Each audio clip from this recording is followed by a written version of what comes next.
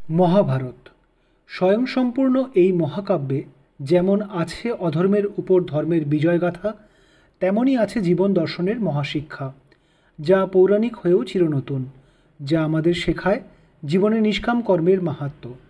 মহর্ষি বেদব্যাস দ্বারা রচিত এই মহাকাব্যের কিছু জানা অজানা কাহিনী শ্রোতাদের সামনে তুলে ধরাই হলো আমাদের এই ছোট্ট প্রচেষ্টার উদ্দেশ্য। আগের পর্ব জরাসন্ধ বধ এবং পাণ্ডবদের দিগ্বিজয় যাত্রাতে যা শুনেছেন তা একবার ছোট্ট করে মনে করিয়ে দিই।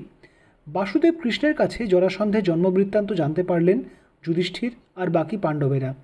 কৃষ্ণ, অর্জুন আর ভীম ছদ্মবেশে মগধে এসে সম্রাট জরাসন্ধকে মল্লযুদ্ধে আহ্বান করলেন। মগধরাজ ভীমের সাথে অক্লান্ত যুদ্ধে রত হলেন, কিন্তু একসময় জরাসন্ধ কিঞ্চিত ক্লান্ত হয়ে পড়লে ভীম তাকে হত্যা করলেন। পাণ্ডবেরা দিগ্বিজয় যাত্রা করে বহু রাজ্য জয় ও অনেক কর লাভ করে ফিরে এলেন ইন্দ্রপ্রস্থে। যুধিষ্ঠির রাজসূয় যজ্ঞের সূচনা করলেন।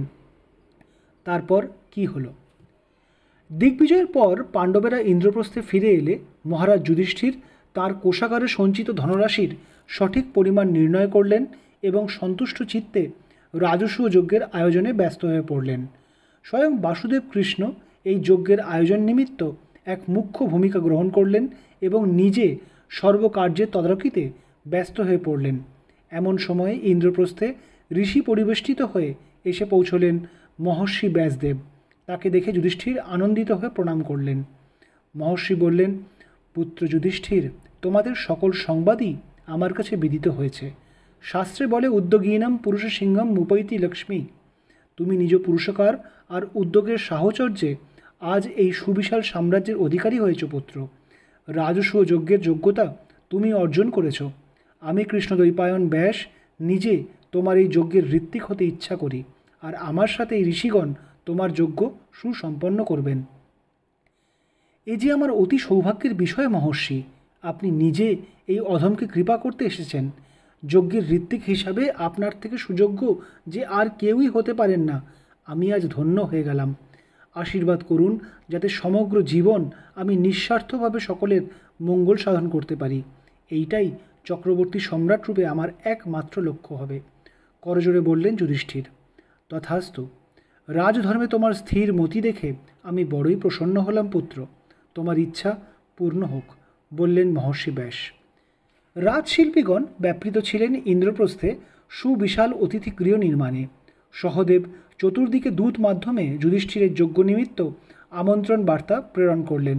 আমন্ত্রিত রাজা ব্রাহ্মণগণ যুধিষ্ঠিরের আতিথ্য লাভ করে আনন্দের সাথে ইন্দ্রপ্রস্থে নিবাস করতে লাগলেন। যুধিষ্ঠির বহুবিধ উপঢৌকন দিয়ে তাঁর অতিথিদের সম্মান প্রদর্শন করলেন। হস্তিনাপুর থেকে মহামহিম ভীষ্ম তার শ্বেতবর্ণ রথে আসীন হয়ে ইন্দ্রপ্রস্থে এসে উপস্থিত হলেন। পিতামহের আগমনের সংবাদ পেয়ে উৎফুল্ল চিত্তে পাণ্ডবেরা রাজপুরীর মূল তোরণদ্বারে ভীষ্মকে অভ্যর্থনা করতে এলেন। বহুকাল পর নিজের পৌত্রদের কাছে পেয়ে শিশুর মতো উচ্ছ্বসিত হয়ে উঠলেন কুরুশ্রেষ্ঠ ভীষ্ম। আনন্দাশ্রু নেমে এলো তার চোখে। পঞ্চপাণ্ডবকে আলিঙ্গন করে বজ্রগম্ভীর স্বরে তিনি বললেন, আজ এই বৃদ্ধ তার জীবনের শ্রেষ্ঠ দিনে দাঁড়িয়ে আছে পুত্র। তোমরা আজ আমার বক্ষ গর্বে ভরিয়ে দিয়েছ। নিজেদের প্রচেষ্টায় এই বিরাট সাম্রাজ্যের অধিকারী হয়ে তোমরা সমগ্র কুরুকুলের মান বৃদ্ধি করেছ। তোমাদের এই পিতামহ বুক ভরে তোমাদের আশীর্বাদ করছে পুত্রগণ। সারা জীবন তোমাদের এই রকম জয়যাত্রা অক্ষুণ্ণ থাকুক। পিতামহের স্নেহাশীর্বাদ পেয়ে পাণ্ডবদেরও চক্ষু জলে ভরে এলো। সমগ্র আর্যাবর্তের চতুর্দিক থেকে মহাপরাক্রমী নৃপতিগণ যুধিষ্ঠিরের সভা অলঙ্করণ করতে এলেন। ভীষ্ম ছাড়াও হস্তিনাপুর থেকে এলেন মহারাজ ধৃতরাষ্ট্র, যুবরাজ দুর্যোধন ও তার ভ্রাতাগণ। এলেন গান্ধার সুবল ও যুবরাজ শকুনি। এসে পৌঁছলেন মদ্ররাজ শল্য, চেদিরাজ শিশুপাল, অঙ্গরাজ কর্ণ, পাঞ্চাল নরেশ দ্রুপদ, প্রাগ জ্যোতিষপুরের মহারাজ ভগদত্ত, পৌণ্ড্রক বাসুদেব, বিরাটরাজ এবং আরও অন্যান্য রথী মহারথীগণ। সকলেই বিস্ময় সহকারে যুধিষ্ঠিরের অনন্য সভা দর্শন করতে লাগলেন। যুধিষ্ঠিরের অতিথিপরায়ণতায় মুগ্ধ হয়ে তার প্রশংসা করতে লাগলেন। দ্বারকা থেকে এসে পৌঁছলেন বলরাম, প্রদ্যুম্ন, শাম্বসহ বহু যাদব পুরুষগণ। ভীষ্ম আর দ্রোণের পরামর্শে যুধিষ্ঠির পাণ্ডব আর কৌরবদের মধ্যে যজ্ঞের বিভিন্ন কাজ বিভাগ করে দিলেন। দুঃশাসন ভার নিলেন খাদ্যদ্রব্যের, ব্রাহ্মণদের সম্বর্ধনার ভার নিলেন অশ্বত্থামা, কৃপ ভার নিলেন ধনরত্নের আর দক্ষিণা প্রদানের, বিদুর দায়িত্ব নিলেন ব্যয়ের হিসাব রক্ষণের, দুর্যোধন উপহার দ্রব্য গ্রহণের ভার গ্রহণ করলেন, আর সমস্ত কার্যের ঔচিত্য অনুচিত্য বিচার করবার নিয়ামক হয়ে রইলেন ভীষ্ম আর দ্রোণ। যুধিষ্ঠিরের আতিথ্যে মুগ্ধ হয়ে সকল আগত নৃপতিগণ বহু অর্থদান করলেন যজ্ঞ সমাপনের নিমিত্ত। যজ্ঞারম্ভের সময় ভীষ্ম যুধিষ্ঠিরকে বললেন, পুত্র, এখন উপস্থিত রাজগণের মধ্যে যোগ্য কাউকে তুমি অর্ঘ্য নিবেদন করো। শাস্ত্রমতে গুরু, পুরোহিত, সম্বন্ধী, স্নাতক, সুহৃদ ও রাজা এই 6 ব্যক্তি অর্ঘ্যদানের যোগ্য। তুমি এদের প্রত্যেককেই অর্ঘ্যদান করতে পারো, অথবা এদের মধ্যে যিনি সর্বোত্তম তাকেই অর্ঘ্য দিতে পারো।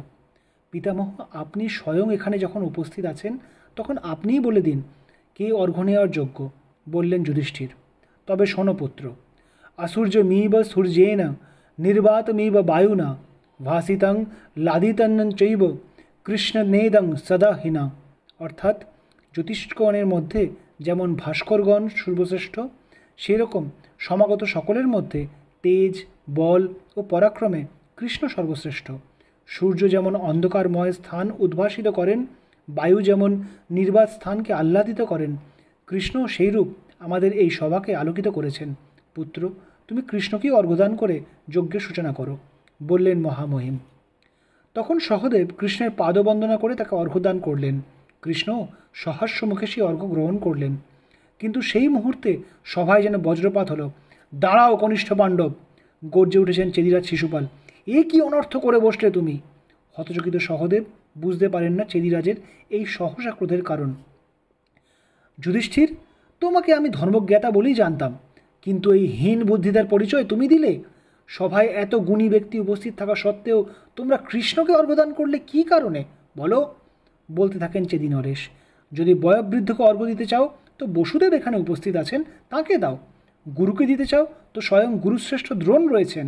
পাণ্ডবদের হিতাকাঙ্ক্ষী যদি বলো তো মহারাজ দ্রুপদের থেকে বড় হিতৈষী আর কে হতে পারেন? কৃষ্ণকে যদি পুরোহিত ভেবে থাকো তো স্বয়ং দ্বৈপায়ন ব্যাসদেব এখানে অবস্থান করছেন, তাকে অর্ঘ্য কেন দিলে না? বাদ দাও, এই সূক্ষ্ম জ্ঞান তোমাদের নাই থাকতে পারে, তোমরা বালক। এরা ছাড়াও স্বয়ং তোমাদের পিতামহ ভীষ্ম, যিনি মৃত্যুকে জয় করেছেন, তিনিও তো অর্ঘ্যলাভের যোগ্য। এছাড়া কর্ণ, কৃপ, দুর্যোধন প্রভৃতি মহারথীরাও এখানে আছেন, তাদের সকলকে অগ্রাহ্য করে এক গোয়ালাকে অর্ঘ্য দিলে? ছি! কি ভেবেছ তোমরা আমরা এখানে উপস্থিত নৃপতিরা তোমার ভয় করদান করেছি? না হে, তা যদি ভেবে থাকো তাহলে তোমরা মূর্খ। যুধিষ্ঠির ধর্মপদে থেকে রাজসূয়যজ্ঞের সংকল্প করেছে, বালকের সম্রাট হওয়ার ইচ্ছা হয়েছে, তাই তার সাহায্যার্থে কিঞ্চিৎ দান করেছি আমরা। আমাদের সকলকে ডেকে এনে কৃষ্ণকে অর্ঘ্য দিয়ে তুমি আমাদের সকলের অপমান করলে যুধিষ্ঠির। নিজেকে ধর্মপুত্র বলা বন্ধ করো, শিশুপাল বলিতে থাকেন।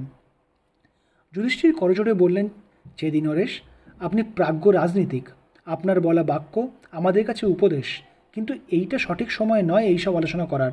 স্বয়ং পিতামহ ভীষ্ম আমাকে কৃষ্ণকে অর্ঘ্যদান করতে বলেছেন। তিনি যেইভাবে কৃষ্ণকে চেনেন আপনি হয়তো সেইভাবে জানেন না। তাছাড়া সভায় বয়োজ্যেষ্ঠ রাজা মহিপাল রয়েছেন, কই তিনি তো আপত্তি করছেন না। আপনি অযথাই ক্রোধ করছেন, শান্ত হন। শান্ত হব?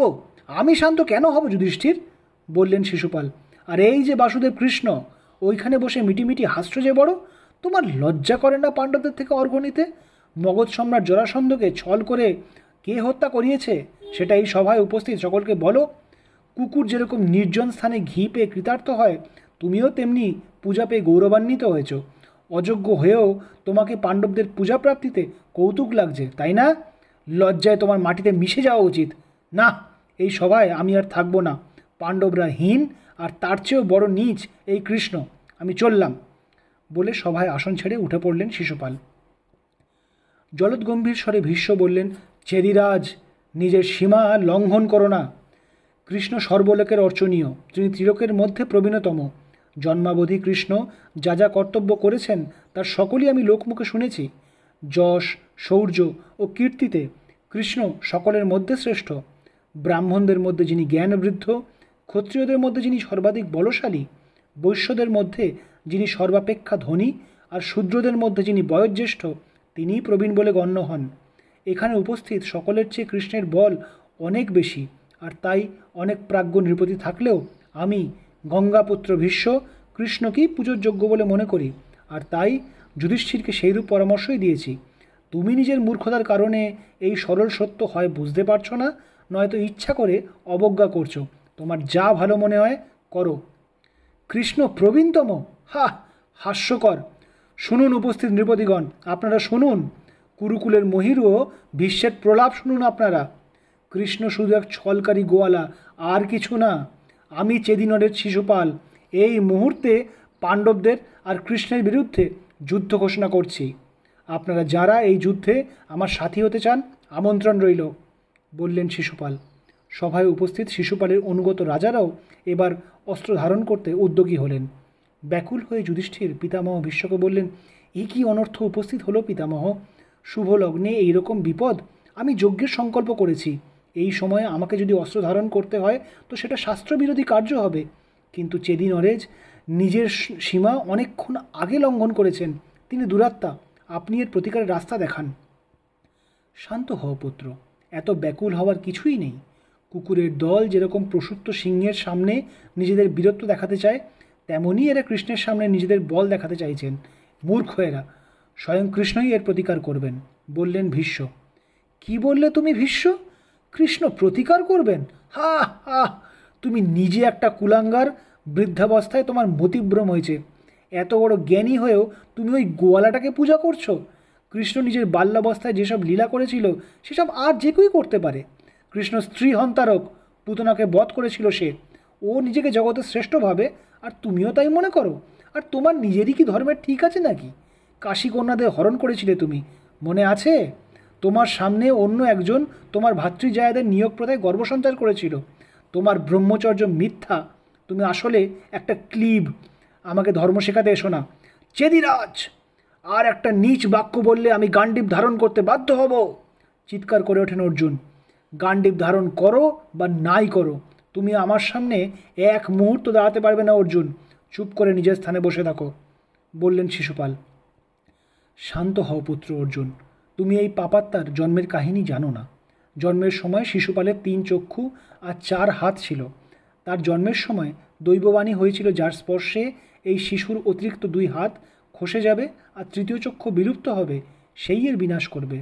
পরবর্তীকালে কৃষ্ণের স্পর্শে শিশুপালের 3য় নয়ন বিলুপ্ত হয় আর 2 হাত খসে পড়ে। এর জননী ভীত হয়ে কৃষ্ণের থেকে শিশুপালের শতদোষ ক্ষমা করার প্রতিশ্রুতি প্রাপ্ত করেন। এই মন্দমতি জানে না যে স্বয়ং কৃষ্ণই একে আশীর্বাদ দিয়ে ধন্য করেছেন। এর নিজের বুদ্ধি ভ্রষ্ট হয়েছে, বললেন ভীষ্ম। কৃষ্ণের আশীর্বাদ? আরে যাও যাও, ও কি আশীর্বাদ দেবে আমাকে? নিজে 16 সহস্র পত্নীর প্রভু হয়ে বসে আছে, আবার পাঞ্চাল দুহিতাকে সখী বলে। আরে ওর স্ত্রী রুক্মিণী, সে তো আমার অনুরক্তা ছিল। তাকে চুরি করে নিজে নিয়ে গিয়ে বিয়ে করেছে। আর কি ভাবছো কৃষ্ণ, দ্রৌপদীর সঙ্গে তোমার আসল সম্পর্ক কি তা কি আমি জানি না? শিশুপাল, আর একটা কথা বললে তোমার জীব আমি টেনে ছিঁড়ে ফেলবো, গর্জে ওঠেন ভীম।